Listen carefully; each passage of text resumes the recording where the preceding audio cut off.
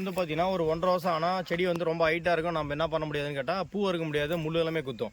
So அதுக்காக நம்ம என்ன பண்ணுவோம், செடியை வந்து கட் பண்ணுவோம். இந்த செடியை கட் பண்ணும்போது நம்ம என்ன செய்யணும் அப்படின்னா, அந்த செடிக்கு வந்து காயமாயிடும். அந்த காயத்துக்கு வந்து பார்த்தீங்கன்னா ஒரு மருந்து போடுற மாதிரி, ஃபசீடு போடுற மாதிரி நம்ம என்ன பண்ணோம்னா, ஒரு சிஓசி வந்து 2 கிராமு கம்பல்சரி அந்த கட்டையில் நலையிற மாதிரி அடிக்கணும். ஒரு சிஓசி அல்லது வந்து பெப்சின் பவுடர், இது 2 கிராம் ஏதாவது ஒன்று வந்து நீங்கள் ஸ்ப்ரே பண்ணல அப்படின்னா என்ன ஆகுனா, கட்டை வந்து மேலேருந்து காய ஆரம்பிச்சிடும்.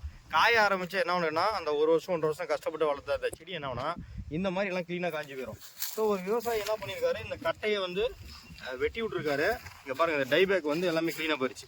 ஸோ இப்போ தோட்டமே வந்து பார்த்தீங்கன்னா நிறைய இடத்துல பார்த்தீங்கன்னா எல்லாம் சொட்டை சொட்டையாக இருக்கும்.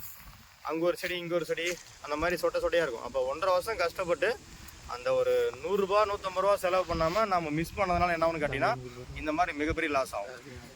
நமக்கு ஒரு காயம் ஏற்பட்டுருச்சு, ஒரு அடிபட்டுருச்சுன்னா நம்ம ஃபர்ஸ்ட் எய்ட் பண்ணுற மாதிரி எந்த ஒரு பொருளை நீங்கள் வந்து விவசாயத்தில் அதை காயப்படுத்துனீங்க அப்படின்னா அது கண்டிப்பாக நீங்கள் என்ன பண்ணணும், ஒரு ஃபங்கிசைடை ஸ்ப்ரே பண்ணணும். ஸோ பன்னீர் விவசாயம் போட்டிருக்க விவசாயிகளுக்கு ஷேர் பண்ணுங்கள். இந்த விஷயம் ரொம்ப சப்போர்ட்டாக இருக்கும்.